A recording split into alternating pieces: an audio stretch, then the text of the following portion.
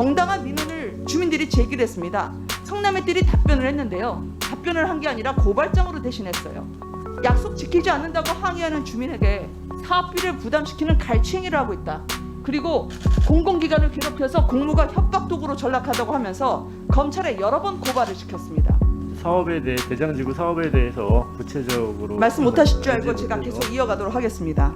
LH가 대장동에 진짜 공공개발을 했으면 어떻게 됐겠습니까? 저희가 이 사업을 실시하지 않아서 제가 답변 드리기는 어려운 점이 있습니다.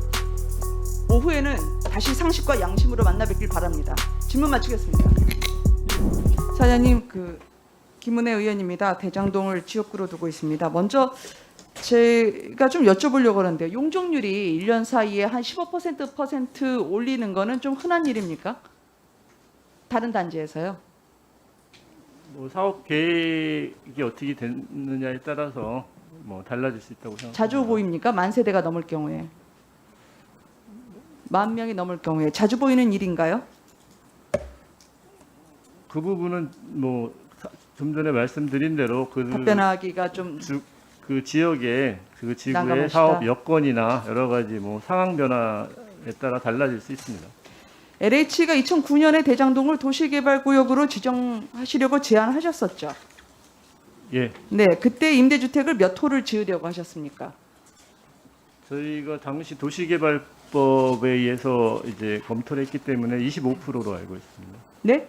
25% 비율을 도시개발법 말씀드린 게 아니고 몇 호를 지으려고 하셨습니까? 그 부분은 제가 3,100호입니다.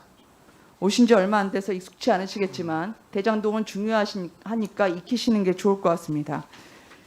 그 당시 2014년에 이재명 시장의 대장동 약속이 있었습니다. 제가 우연히 한번 보게 됐는데요. 화천대유를 거치면서 어떻게 변하는지 좀 말씀드리고자 합니다.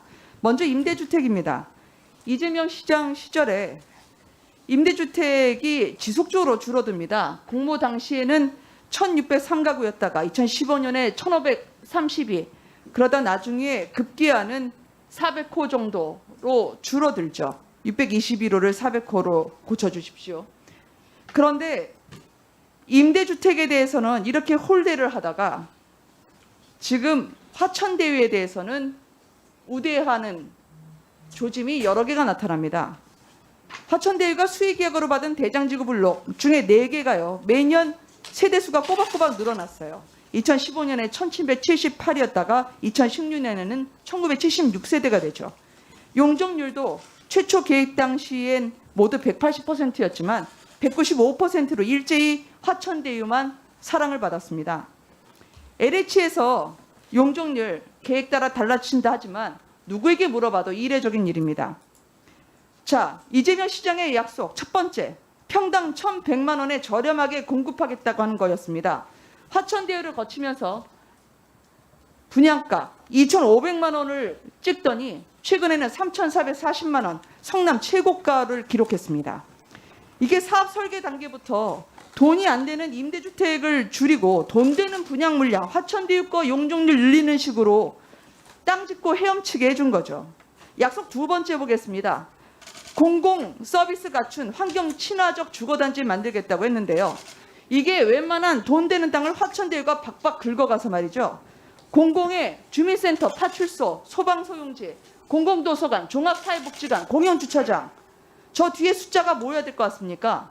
제로입니다. 제가 성남시에 문의를 하니까 그나마 주민센터, 공공도서관, 종합사회복지관 최근 계약을 하고 있다고 자랑스럽게 얘기하더군요. 누구로부터 땅을 사냐고 물어보니까 성남의 뜰로부터 산답니다. 아니, 민관 공영개발을 한다면 처음부터 도시개발 계획 짤 때부터 초창기부터 공공부지를 확보했어야지 이거를 비싼 돈 주고 다시 성남의 뜰로부터 산다는 게 말이 됩니까?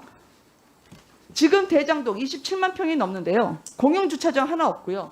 입구마다 교통체증 시달리고 주민들이 반반한 공원이 없어서 다른 동네로 차 타고 가야 됩니다. 송전탑 지화해준다는 약속 사라졌고요. 정당한 민원을 주민들이 제기를 했습니다.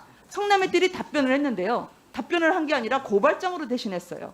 성남의 뜰이 이 주민에 대해서 어떻게 말하고 있는지 저희가 문서를 하나 입수를 했는데 약속 지키지 않는다고 항의하는 주민에게 사업비를 부담시키는 갈취행위를 하고 있다. 그리고 공공기관을 괴롭혀서 공무가 협박도구로 전락하다고 하면서 검찰에 여러 번 고발을 시켰습니다. 이 주민은 어떻게 됐는지 아십니까? 결국 그 수모를 당하고 무혐의로 풀려났지만 지금도 고통을 호소하고 있습니다. 이재명 시장의 약속이 있었습니다. 이 대장동을 시민의 생활 수준, 문화 수준 한 단계 업그레이드 시키겠다고요. 그 약속 지켜진 것 같습니까, 사장님? 제가 이 사업에 대해 대장지구 사업에 대해서 구체적으로 말씀 못하실 줄 알지 알고 제가 못해서 계속 이어가도록 하겠습니다. 주민들 등골이 휘고요. 화천대유만 배불렸습니다. 그래서요. 당군 일의 최대 치적이라 말씀하시는데 이게 공공개발이라고 생각하시는지요? 저는 자신 있게 본인이 설계했다는 이재명 지사님과 유동규 본부장을 믿었던 대장동 주민들 무슨 죄냐고 묻고 싶습니다. 이게 천문학적인 로또판을 깔고 듣도 보도 못한 7명이 대장동에 내려와서 조상 대대로 농사짓고 자신의 터전이라고 임대주택 언제 받을까 불편하게 살았던 주민들한테는 그 희망이 절망이 되고 청천벽력이 됐습니다. 수천억을 먹고 튀었죠. 국민들에게 이걸 납득되게 이해시켜야 합니다. 그리고 소명하고 수사 받으셔야죠. 이재명 지사님 성남시장일 때요. 그때 위례와 대장동, 화천대유의 대박 멤버들이 다 털어갔습니다. 그리고 경기도지사일 때는 평택, 포천, 50+1, 50-1 국민들이 알 수 없는 그 어려운 비즈니스 모델 대장동 거 그대로 따라하면서 크고 작은 대장동으로 지금 다 커나가고 있습니다. 대한민국 대통령이 되시면 어떻게 될까요? 전국토가 화천대유화 되지 않을까? 그 우려를 어떻게 불식시키실까요? 저는 이 우연이 겹치는 이 필연을 국민들이 어떻게 해석하실지 걱정스럽습니다. 사장님, LH가 대장동에 진짜 공공개발을 했으면 어떻게 됐겠습니까? 저희가 이 사업을 실시하지 않아서 제가 답변 드리기는 어려운 점이 있습니다. 오후에는 다시 상식과 양심으로 만나 뵙길 바랍니다. 질문 마치겠습니다. 예, 김은혜 의원님 시간 전략에서 대단히 고맙습니다.